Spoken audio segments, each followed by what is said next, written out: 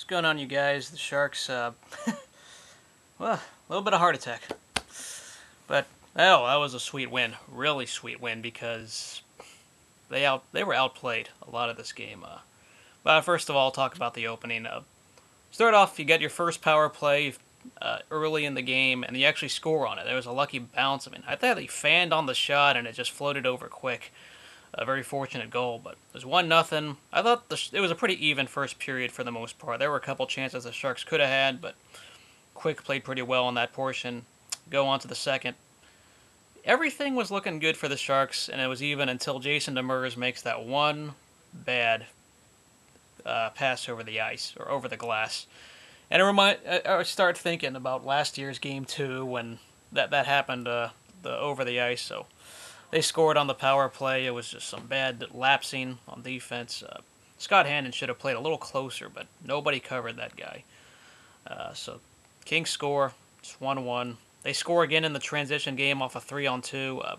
They were getting outplayed right after that penalty, and even when after the goal happened, they were getting laid back. I thought it was only a matter of time before the Kings were going to score. So then, yeah, it was 2-1. Wow, Marian Gaborek's first goal. That was supposed to be their big pickup. He's pretty much a rental, but looking okay. He scores there on a very nifty move. Not going to fault Niemi for that one. But then the good news is the Sharks were able to respond. They go back the other way, and it was one of those ugly, weird bounce goals that it was a good tip-in, but obviously it's because Robin Regehr knocks down Jonathan Quick, and thankfully that one goes off Nieto. It's a perfect bounce, but Quick would stop that if he was standing up. Thank goodness Regehr knocked him down. So momentum stops. The Sharks really were not playing well at the end of the second period, and they ended, unfortunately, with a power play or on the penalty kill right at the end of the second. I didn't like what I saw there. So it carries over to the third. They didn't play bad, but they still conceded, and it was just a really good, nifty pass and a little screening. Unfortunately, that's gonna happen. One of those goals. I think it bounced off a stick up front, just a good deflection.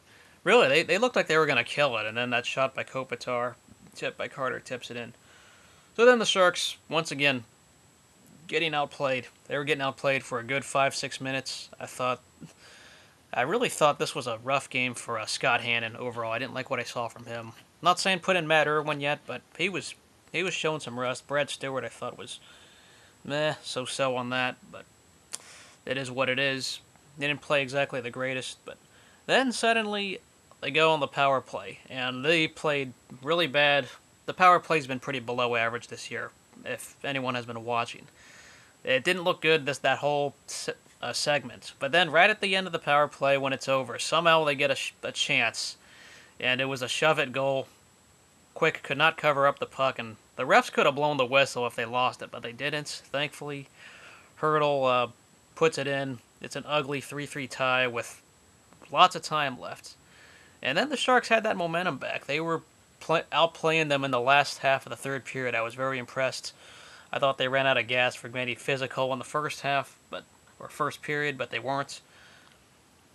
So then, overtime begins. The Sharks were getting outplayed every part of that overtime. There was an open net they missed. There was a lot of chances for the Kings, but thankfully it goes the other way. There was a face-off in the other zone.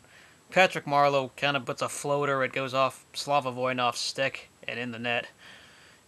Sometimes you need bounces to go your way, and in this case, that was the Sharks' only shot on goal, which probably wouldn't have been on goal if it didn't get off the Kings' stick. But they didn't even play their A game today, but they still won, and I know that's all that matters for some. And we're up 3-0. We got a stranglehold on this series, and I really hope the Kings were demoralized from this. I mean, if it weren't for Jonathan Quick, I think the Sharks would have scored at the end of regulation. He made some impressive saves in the game, and that kept him in it. So Quick actually played well. Jared Stoll was being the agitator, but I still liked what I saw from Mike Brown and Ralphie Torres. I mean, what a difference those two make. And the young guys in Hurdle and Nieto put the Sharks on the scoreboard using a little bit of our draft picks, homegrown draft picks in action. So it's good to see. The Sharks now go up 3-0, and I hope they end it on Thursday. Obviously, it would be nice to end it as quick as possible. No pun intended. Niemi played well. He made some big saves, I thought, in this game, even though he allowed 3 goals. It wasn't his fault when he allowed the 3 goals. So we're up 3-0. I'm very, very happy with what I've seen. I know I'm calm right now, but believe me, it was very nerve-wracking to say the least. Can they do it next time? I hope so. I hope they stay physical. I hope they don't run out of gas like they did in parts of this game. And I hope they finish off the Kings. It'd be very good because we're up 3-0. The second series in this playoffs to go up 3-0. The other one being Tampa and Montreal, which ended today. See you guys later. You Sharks.